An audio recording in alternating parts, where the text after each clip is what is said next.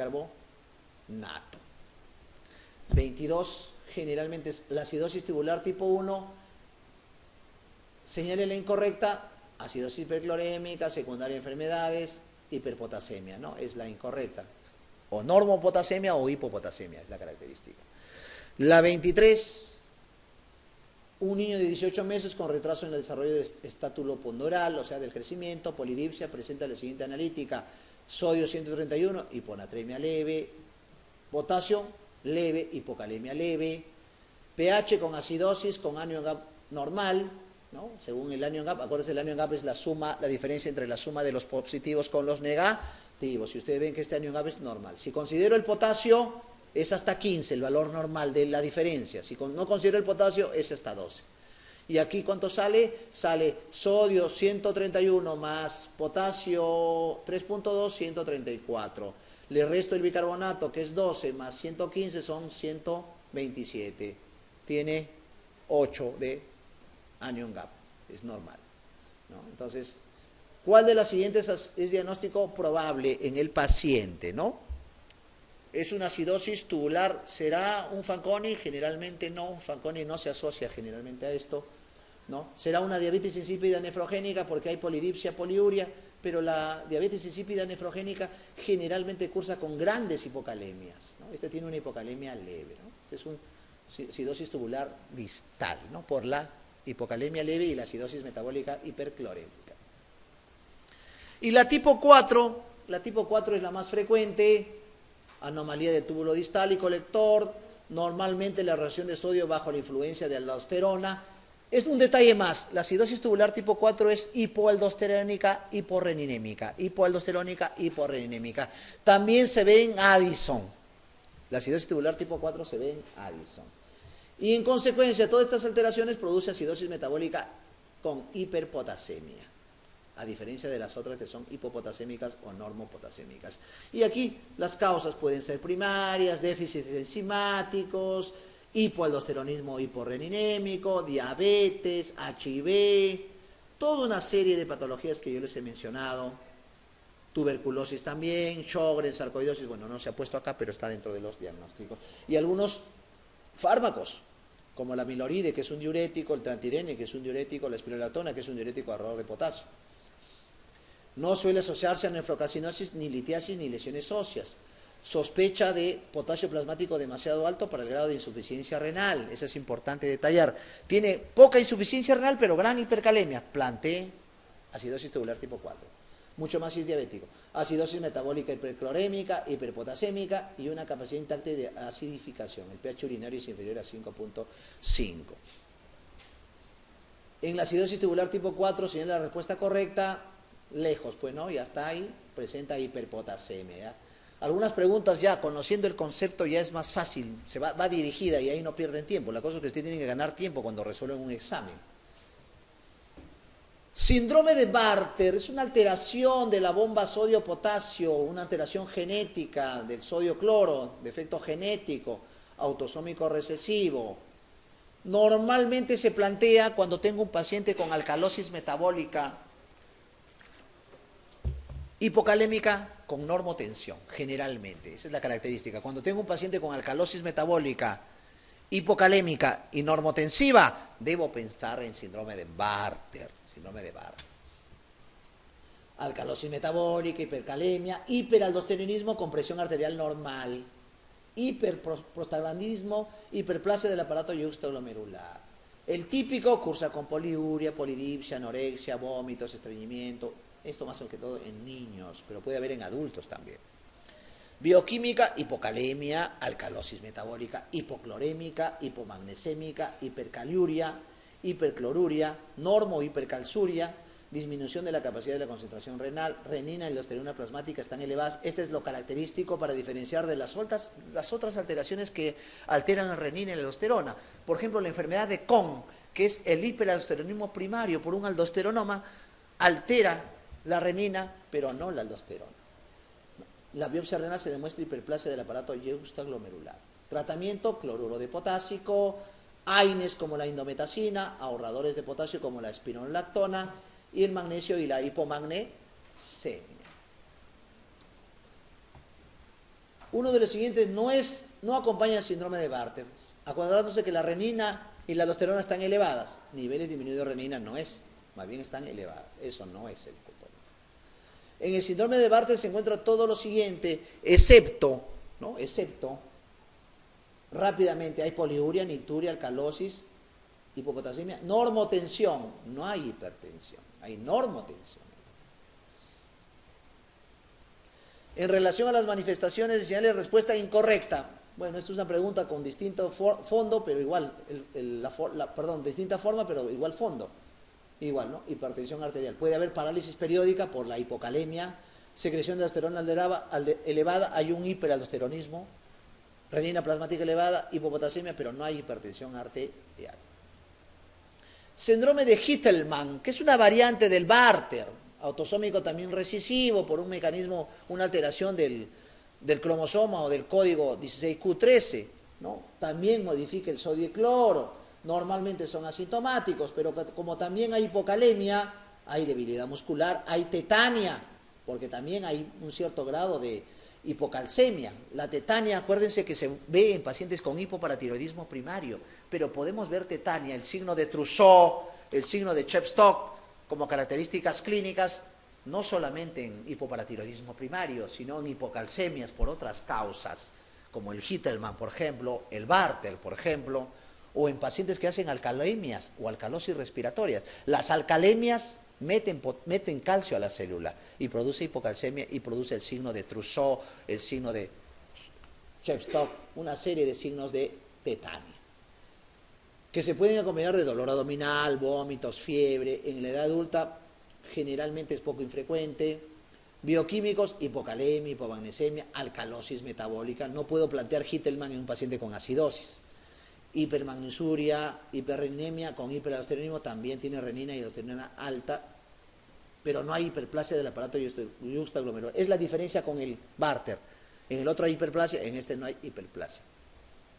Hipercalciuria idiopática, causa frecuente, litiasis recidivante del adulto, definición hipercalciuria permanente con calcemia normal y sin causa aparente, asintomáticos, hay litiasis renal por oxalato o fosfato cálcico, hay hematuria por la propia litiasis, siendo diversas las patogenias, aumento de la resorción ósea, pérdida renal del fosfato, absorción intestinal excesiva de calcio, disminución de la resorción tubular de calcio, etcétera, ¿no? Tienen varios factores.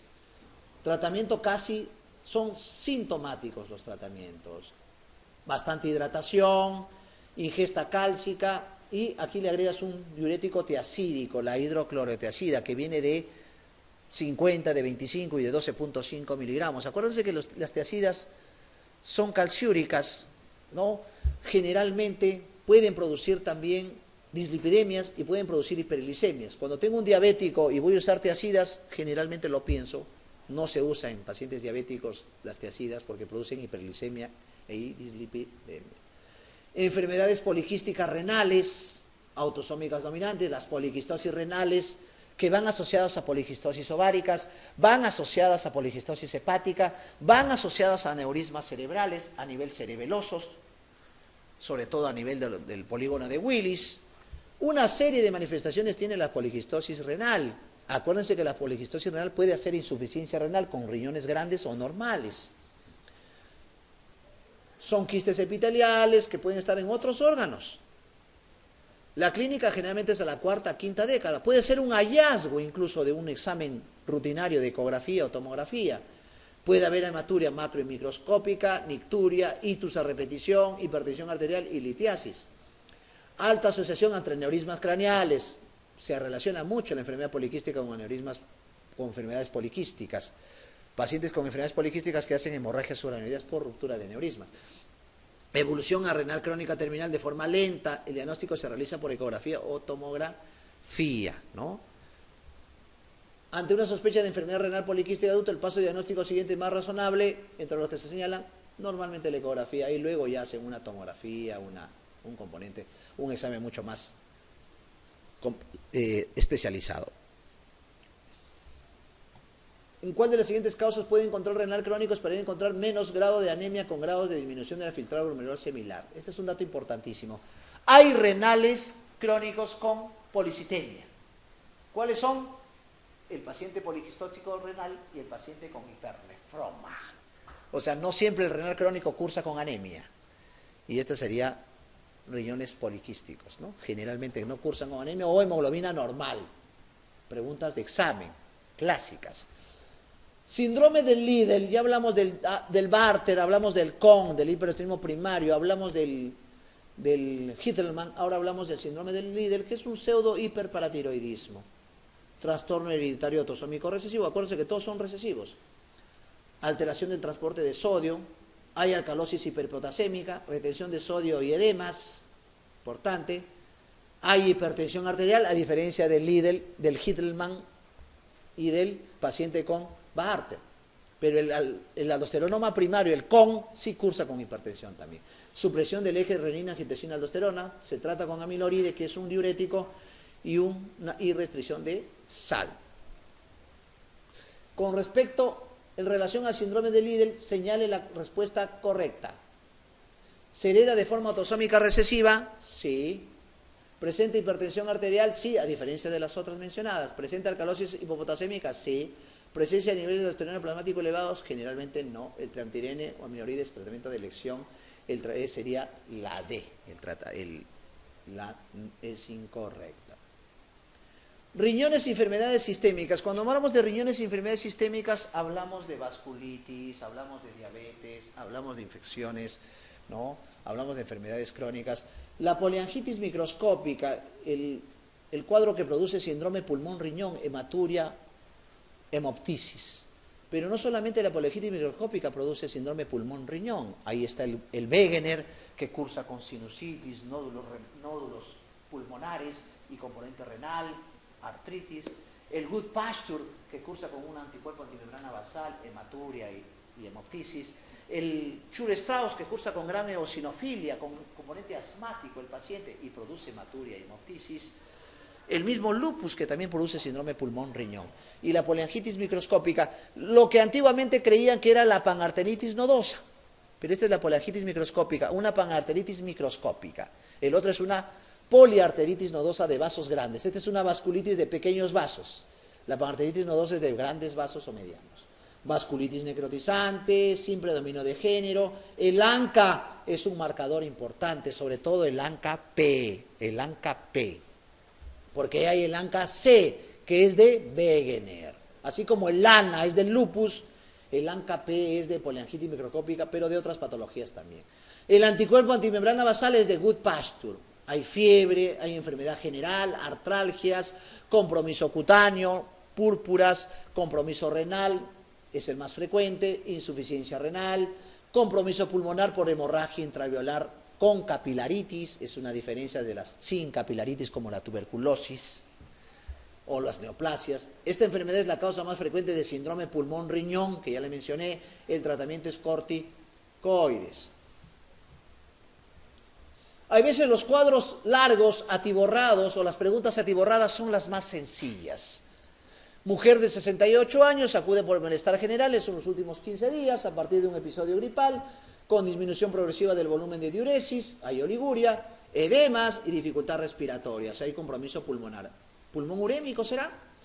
Es hipertensa, hay un dato importante, en la analítica destaca una creatinina plasmática de 5 miligramos, urea en 180, sodio en 138, potasio en 4.9, aparentemente normales, la urea sí alta, la creatinina alta, anticuerpos antimembrana basal negativo, o sea, no es un Goodpasture, cilindros hemáticos, proteinuria de 1 gramo, no de rangos nefróticos, microhematuria, hay hematuria, y la analítica de un mes antes sin alteraciones. ¿Cuál de los siguientes diagnósticos es la más probable? Con todo lo que hemos hablado, ¿será una panarteritis microscópica? Sí, tiene toda la historia de una poliangitis microscópica, ¿no? Por el componente de los cilindros y los anticuerpos negativos, el componente renal, el componente pulmonar. Doctor, ¿será una enfermedad de Goodpasture? No, porque tendría antimembrana basal positivo. ¿Será un brote lúpico? No, el lupus es más frecuente en mujeres de 40 años.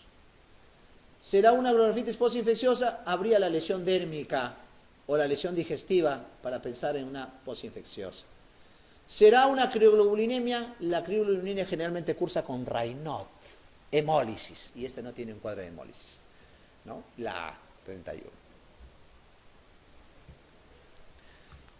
Paciente de 82 años de edad que refiere síndrome constitucional de 3 semanas de evolución con astenia, anorexia y pérdida de peso, un síndrome general, con síndrome consuntivo, oligunuria progresiva en las 24 horas previas al ingreso hospitalario, no signos de hiperhidratación, creatinina plasmática de 100 miligramos decilitros, tiene gran creatinina, proteinuria no significativa, pero no de rango significativa, perdón, pero no de rangos nefróticos, microhematuria, ANCA positivo, tipo P, antimieloperoxidasa negativo, eco renal que muestra el riñón derecho pequeño y riñón izquierdo de tamaño normal, o sea, hay una nefropatía. ¿Cuál es el procedimiento más adecuado y prioritario en un paciente de 82 años? ¿No? El tratamiento es, si tiene ANCA-P con toda esta historia de microhematuria, este paciente es una poliangitis, ¿no? Y el paciente tiene que recibir tratamiento inmediato, ¿no? Pulso de metilprednisolona y ciclofosfamida. Ese sería el tratamiento inicial, ¿no? Urgente, porque este paciente puede tener un compromiso de morbimortalidad alto. Plasmaféresis generalmente se usa en púrpura trombocitopénica trombótica o en Goodpasture, ¿no? Iniciar tratamiento sustitutivo con diálisis, generalmente 6 de miligramos de creatinina y la urea. No había criterios de diálisis en este momento en el paciente, ¿no? Para pensar diálisis. Este paciente tiene una poliangitis microscópica. Tiene el ANCA-P, que les dije que el ANCA-P, ¿no? Generalmente es el que te dirime la poliangitis microscópica. Aunque el ANCA-P puede dar en otras patologías, pero tener proteinuria no de rangos nefróticos, tener microhematuria, tener un componente general, un componente renal agudo, ¿no? Y un daño ya establecido, con estos marcadores me da que sea una poliangitis microscópica. Y las poliangitis microscópicas se trata con corticoides y ciclofosfamida en el contexto. Mieloma múltiple. El mieloma múltiple es una patología, una discrasia de células plasmáticas que afecta a toda la economía. Dolor óseo, anemia. En un paciente más de 50 o 60 años hay que pensar en mieloma múltiple. Esa es la posibilidad. Y por ser una discrasia de células plasmáticas, altera también al riñón por diferentes formas. Produce amiloidosis renal, produce cuerpos mielomatógenos en el túbuli, produce síndrome de Fanconi, produce proteinurias masivas, produce nefritis intersticial, una serie de causas por las cadenas ligeras. ¿Qué entenderemos por riñón de mieloma? Es precipitación de cuerpos mielomatógenos. ¿Pero qué son los cuerpos mielomatógenos? Generalmente es la precipitación de las cadenas ligeras. ¿Puede haber infiltración renal por el mieloma? Sí. ¿Puede haber fracaso renal por pacientes de mieloma? Sí, por la hipercalcemia. ¿Puede haber proteinuria de Benson-Jones? Sí. O sea, todo puede haber. Pero se llama riñón de mieloma al que afecta las cadenas ligeras. Y eso se llama cuerpos mielomatógenos también. Esa es la característica. Nefropatía diabética, en un contexto importante, ocurre en 20-40% de diabetes mellitus tipo 2, 15% de diabetes mellitus tipo 1, más en diabetes tipo 2. Es la causa principal de insuficiencia renal crónica terminal. La diabetes mellitus tipo 1 generalmente comienza 10 a 15 años después del diagnóstico de enfermedad y la tipo 2 generalmente 10 años. Acuérdense que la génesis de la nefropatía diabética es la micro y la macroangiopatía. Compromisos renales de microangiopatía, retinopatía diabética, cardiopatía y nefropatía. Ese es el contexto. Patología, aumento de la matriz mesangial, hay una hipertrofia, engrosamiento de la membrana glomerular basal, por eso hay proteinuria, y un estadio final que es el signo de Klippel-Wilson, que es patognomónico desde el punto de vista patológico de la glomerulosclerosis diabética. Etapas de la nefropatía diabética. El primer etapa es la hiperfiltración. Normalmente la creatinina es baja en el paciente. Cuando tienen un diabético y la creatinina es 0.2, 0.3, no lo alegren al paciente. Más bien, preocúpese porque probablemente ya está haciendo hiperfiltración glomerular, ¿no? Entonces la creatinina bajísima no indica, más bien esperamos que la creatinina esté dentro de los rangos normales. Aumento de la filtración glomerular, creatinina de 140 a 160. Microalbuminuria, acuérdense que la microalbuminuria es un parámetro importante de evolución del paciente diabético. Tanto así que los guidelines endocrinológicos dicen que las microalbuminurias deben controlarse anualmente. La microalbuminuria indirectamente revela microangiopatía. Tanto así que actualmente se está usando para pacientes hipertensos crónicos también como parámetro de evolución anual la microalbuminuria. Menor de 30, de 5 a 15 años de 30 a 300, nefropatía diabética ya hablamos de macroalbuminurias, ya no de microalbuminurias. Ya cuando tengo proteinuria severa o elevada, significativa, con presión arterial elevada, ya tengo ciertos componentes de etapa de nefropatía diabética. Progresiva, de 15 a 25 años, la filtración glomerular va en descenso, proteinuria en ascenso, la presión arterial se eleva. Tanto la proteinuria como la presión arterial y la filtración van casi directamente proporcionales. Y en la renal crónica terminal, con una filtración menor de 10 o de 15 en algunas literaturas, y hay proteinuria masiva, presión arterial elevada, y aquí ya pueden encontrar el signo patognomónico que es el Krimstil-Wilson. Evolución, inicio de la hiperglicemia. Si no se controla la hiperglicemia con antidiabéticos, dieta, estilo de vida, concientización al paciente, se lleva a una microalbuminuria más de 20. Generalmente si es menos de 20 estamos contentos y tranquilos con el paciente. Control metabólico, disminuir la hipertensión arterial, restricción proteica, esto es importante para controlar la microalbuminuria. Luego va avanzando a una macroalbuminuria cuando hablamos de más de 300 de proteínas en orina. Ya hay un estricto control de la hipertensión arterial, mucho más si el paciente es hipertenso y diabético y dislipidémico.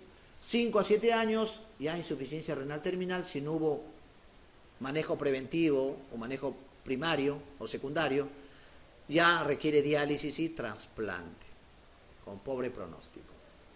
Métodos de detección, microalbuminuria, es la razón de la albuminuria con la creatinuria en muestra aislada de elección, generalmente es en ayunas y es la primera muestra. Recolección de orina en 24 horas con creatinina, permitiendo la medición simultánea del clearance o depuración de creatinina. Normales menos de 30, en otras literaturas considera menos de 20, el rango seguro. Microalbuminuria de 30 a 299 y macroalbuminuria más de 300. Con macroalbuminuria ya es estadio 3, acuérdense. Tipo 1, tipo 2, microalbuminuria con hiperfiltración. Orientación a microalbuminuria no diabética.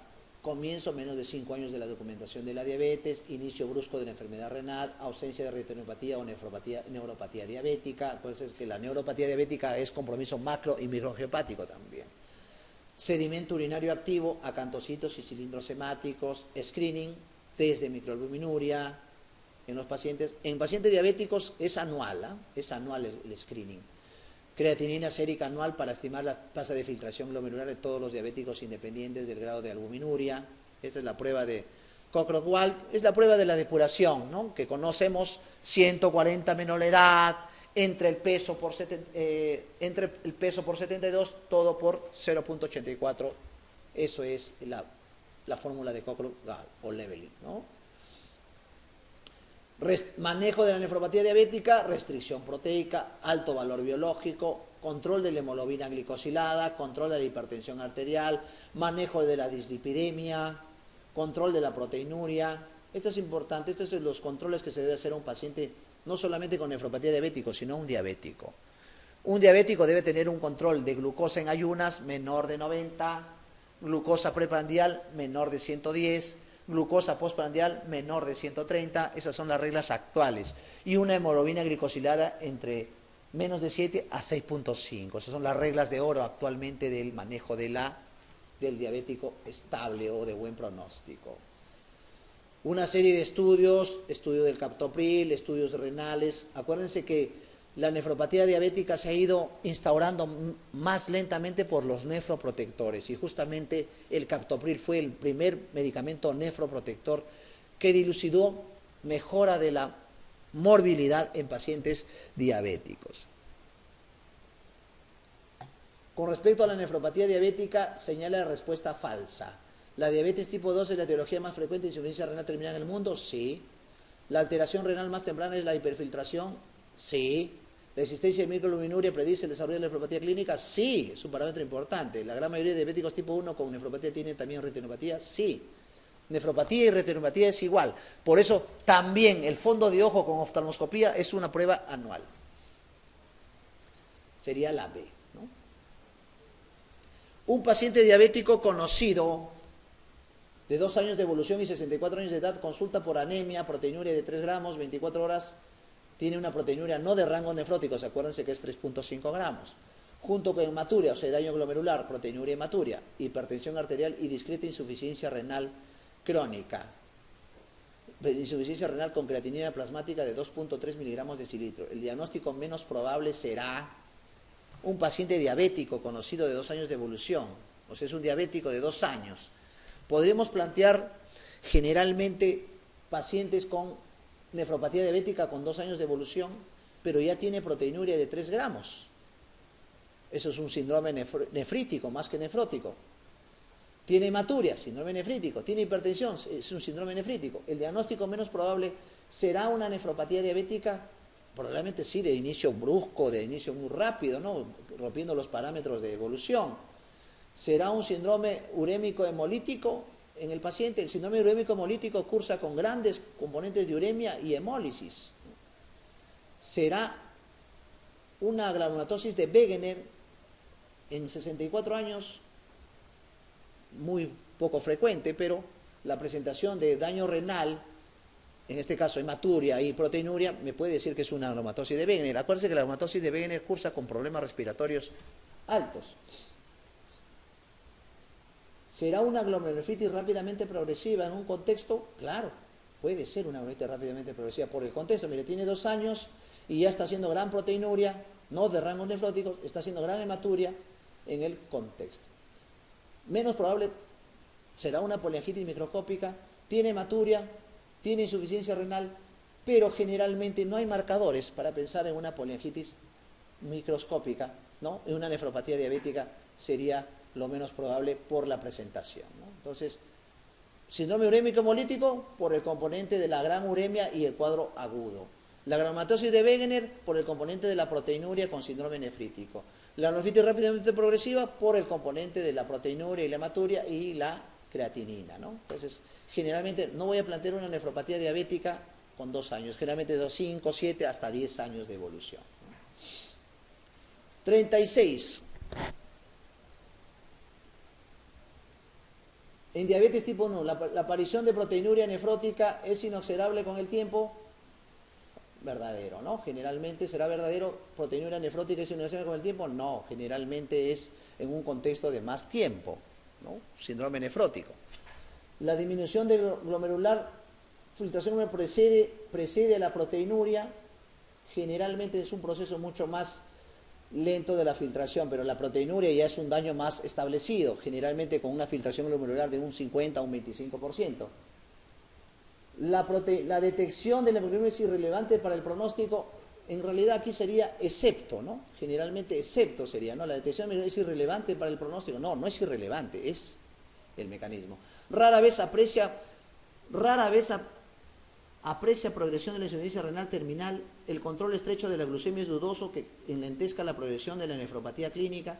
La detección de la microglobina es la menos generalmente irrelevante, no es irrelevante, en realidad es importante, por eso lo controlo cada año al paciente. Ante un diabético tipo 1 insulino dependiente, que empieza a presentar valores elevados repetidos de microalbuminuria, por encima de 30 microgramos, o sea, ya hay una microalbuminuria, ya hay un daño renal. ¿Cuál de los siguientes actitudes no es correcta? ¿Mejora significativamente con su control metabólico? Claro, con dieta, estilo de vida, actividad física, control de su glicemia. Si es hipertenso, controlar más sensibilmente sus cifras tensionales. Claro, si es hipertenso ya, per se a la diabetes, porque estos síndromes plurimetabólicos se están asociando mucho, obesidad, hipertensión, diabetes, dislipidemia, síndrome de apnea del sueño, todo un componente, hay que corregir esos factores y uno de ellos es la hipertensión. Añadir a su tratamiento habitual dosis bajas de corticoides, no, pues ¿cómo voy a dar a un diabético tipo 1, insulino dependiente, corticoides? Acuérdense que el corticoides es hiperglicémico, ¿no? Eso no es la idóneo, ¿no? Un paciente de 58 años, diabético tipo 2 en tratamiento con hipoglicemiantes orales, que presenta tensión arterial 130/82, creatinina plasmática 0.8, miren este dato importante, 0.8. Hemoglobina glicosilada 6, que ideal, menos de 6.5 y 7, debe ser lo ideal. Excreción urinaria de albúmina en dos determinaciones de 180 y 200 miligramos decilitro. O sea, no llega todavía a macroalbuminuria. ¿Qué actitud terapéutica de la siguiente es la más indicada? Miren, tiene buena hemoglobina glicosilada, tiene una presión 130/80. El objetivo, según los guidelines últimos, es tener una presión arterial menor de 130/80. Tener menor presión que eso. Ese es el tallo. Acá todavía tiene una hipertensión alta, pero tiene buena concentración de hemoglobina glicosilada y buena creatinina. Entonces, ¿qué tenemos que hacer? Dar nefroprotectores. Nefroprotectores que corrijan la hipertensión y que protejan al riñón para que avance a los otros estadios de enfermedad. En este caso, ¿qué nefroprotector usamos? El captopril, un YECA, pero también el alapril se está usando. Los ARAs también son nefroprotectores, como el losartán, el candesartán, y también el calcio antagonista, como el amlodipino. Ha habido varios estudios como protectores. Acuérdense, pero si hubiera sido un diabético renal crónico terminal, no hubiera podido usar captopril, ya no sirve la nefroprotección. Ahí tengo que usar amlodipino. Un paciente con diabetes tipo 1 de 30 años de evolución que presenta nefropatía diabética con proteinuria de 2 gramos en 24 horas y tensión arterial 190/100, de forma repetida, o sea, está hipertenso por la nefropatía. ¿Qué supuesto de las siguientes es correcto? ¿Es necesario que el tratamiento insulínico sea con insulina cristalina? No me dice los valores de glicemia para dar tratamiento con insulina, pero acuérdense, paciente renal crónico, diabético, tratamiento de elección es insulina, no se puede usar nateglitinidas, no se puede usar incretinas, no se puede usar sulfonilurea, no se puede usar metformina, gliotazonas, acarbosas, no, el tratamiento es insulina. ¿Es necesario tratar la enfermedad y tratar la hipertensión de forma intensiva? Sí, porque más hipertensión es más daño renal en el paciente. Al existir nefropatía, ¿no debe tratarse la hipertensión? Falso. ¿La nefropatía diabética apenas modifica el curso natural de diabetes? No modifica apenas. Si no dirime el pronóstico de vida del paciente. ¿Las enzimas convertidoras en angiotensina no serían de utilidad en este paciente? Sí serían de utilidad. Es necesario tratar la hipertensión. En un paciente diabético con hipertensión arterial, ¿cuál de los siguientes agentes antihipertensivos serían de elección para retardar además la evolución de la nefropatía diabética? ¿Cuál de los agentes hipertensivos serían de elección para retardar además la evolución de la nefropatía diabética? Creo que hemos redundado y hemos hablado bastante de este tema. Son los YECAs. Los diuréticos tiacídicos no mejoran sobrevida. Los alfa bloqueantes no mejoran sobrevida. Los beta bloqueadores sí mejoran sobrevida, pero no en un paciente diabético con nefropatía, sino en un paciente diabético cardiópata. En las cardiopatías, sobre todo que han hecho IMA, los nuevos beta bloqueadores como el carvedilol, el metoprolol y el bisoprolol mejoran sobrevida. Y antagonistas de calcio, sí, el amlodipino. Hay varios estudios, pero de los dos, los YECAs. Bien, muchachos, les agradezco su atención. ¿Alguna pregunta?